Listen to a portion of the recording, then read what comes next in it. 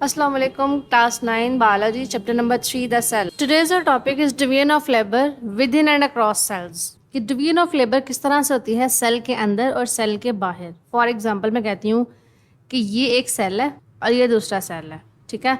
इसके अंदर with in cell, अगर मैं कहती हूँ कि within cell division of labour होती है तो उससे मैं क्या कहूँगी, विद इन सेल यानी कि सेल के अंदर. इसका मतलब है कि सेल के अंदर. इसे कहते हैं अक्रॉस द सेल, यानी कि इस सेल और इस सेल के दरमियान में. इसे कहेंगे अक्रॉस द सेल, यानी कि एक सेल से दूसरे सेल तक, एक सेल से दूसरे सेल तक जो डिवीजन ऑफ लेबर होती है उसे हम अक्रॉस द सेल्स कहते हैं. और जो एक ही सेल के अंदर रहते हुए होते हैं उसे हम division of labour within the cell कहते हैं.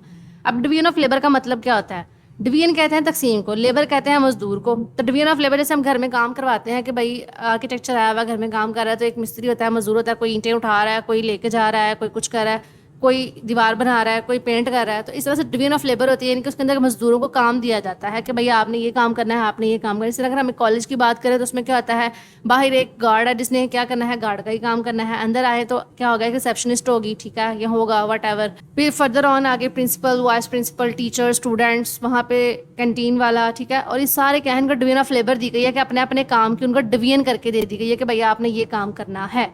तो यहाँ पे विद इन द सेल यानी कि सेल के अंदर आपने किस तरह से काम करना है और सेल के बाहर यानी कि एक सेल से दूसरे सेल तक आपने किस तरह से काम करना है, इसको आज हम डिस्कस करेंगे.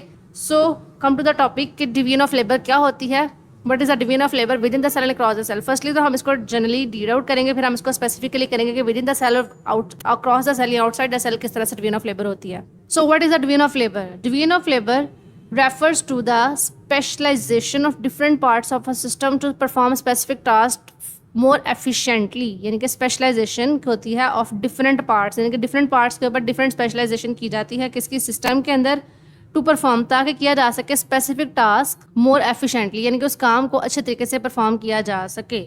जिस तरह से अगर मैं कहूँ कि अगर हम कहें कि जो आपका एक टीचर है इंग्लिश का, उसे कहें कि उर्दू पढ़ाए या बायोलॉजी पढ़ाना शुरू कर दे तो वो उसके लिए टफ होगा. वो पढ़ा तो लेगा लेकिन मोर एफिशिएंटली वो उसको टीच नहीं करेगा, ठीक है. अगर एक स्टूडेंट को कहा जाए, कंप्यूटर के स्टूडेंट्स को, कि जी आप बायो का पेपर देने जाके, तो वो उसको अटैम्प्ट नहीं करेगा.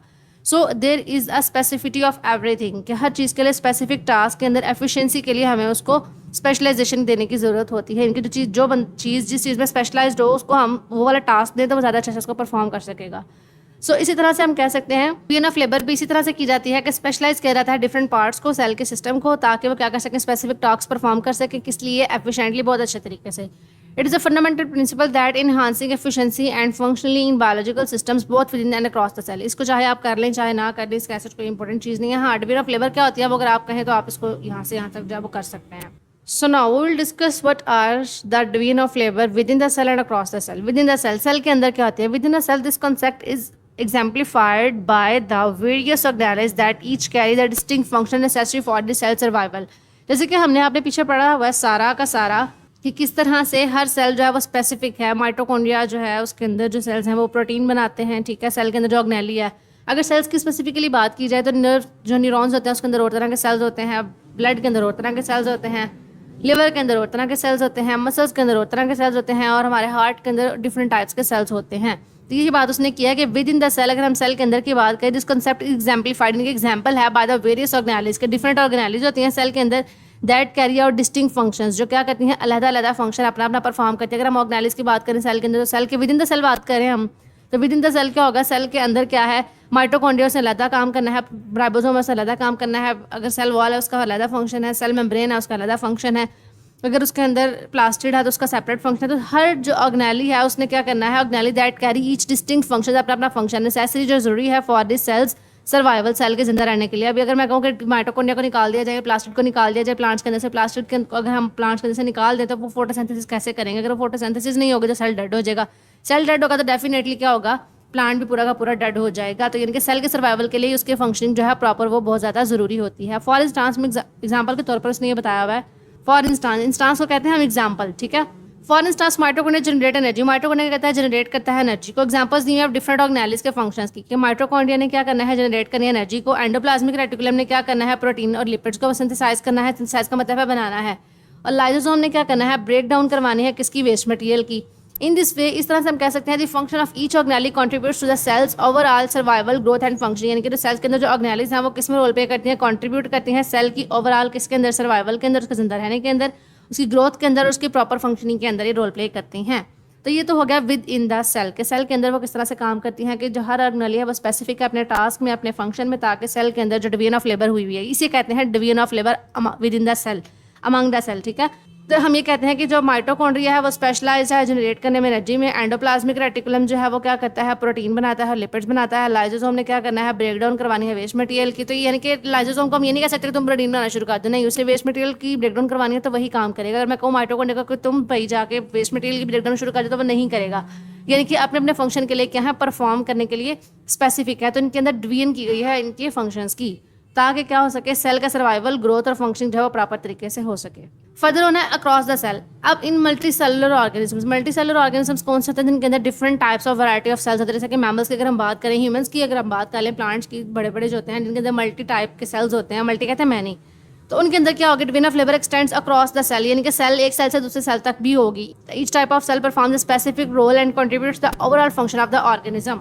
जैसे कि अगर मैं आपको एग्जांपल दूं मिसाल के तौर पे, ये देखिए यहाँ पे क्या होगा कि डिवीजन ऑफ लेबर होगी एक्सटेंड्स अक्रॉस द सेल, यानी कि सेल के बाहर भी।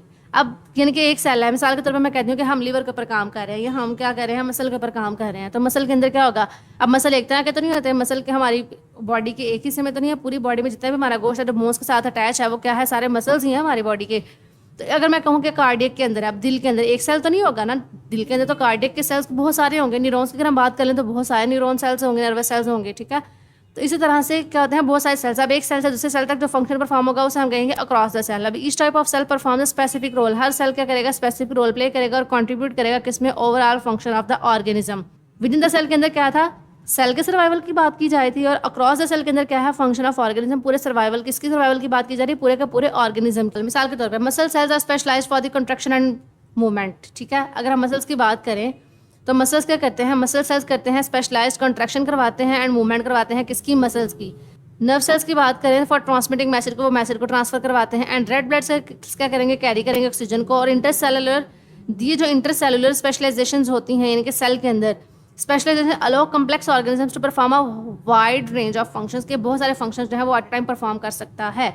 अब ये देखें, मसल सेल ने क्या किया, कॉन्ट्रैक्शन करवाई, रिलैक्सेशन करवाई, मूवमेंट करवाई मसल्स की। नर्व सेल्स ने क्या किया, ट्रांसमिशन करवाई मैसेजेस की फ्रॉम बॉडी टू बॉडी, यानी कि बॉडी के एक पार्ट से दूसरे पार्ट तक पूरे मैसेज को ट्रांसफर करवाया। रेड ब्लड सेल्स ने क्या किया, कैरी किया ऑक्सीजन को और पूरी बॉडी के अंदर ट्रांसपोर्ट कर दिया। अब यही बात है, वो कह रहा है कि इंटरसेलुलर स्पेशलाइजेशन होती है, यानी कि सेल के अंदर जो स्पेशलाइजेशन होती हैं, ये इजाज़त देती हैं कम्प्लेक्स ऑर्गेनिजम्स को कि वो क्या कर सके, whole a wide range of functions, यानी कि परफॉर्म कर सके, एक बहुत बड़े पैमाने पे फंक्शंस को परफॉर्म कर सके। जैसे कि मैं कहती हूँ कि दिल ने अपने काम कर रहा है, फंक्शंस, मसल्स के अपने फंक्शंस काम कर रहे हैं,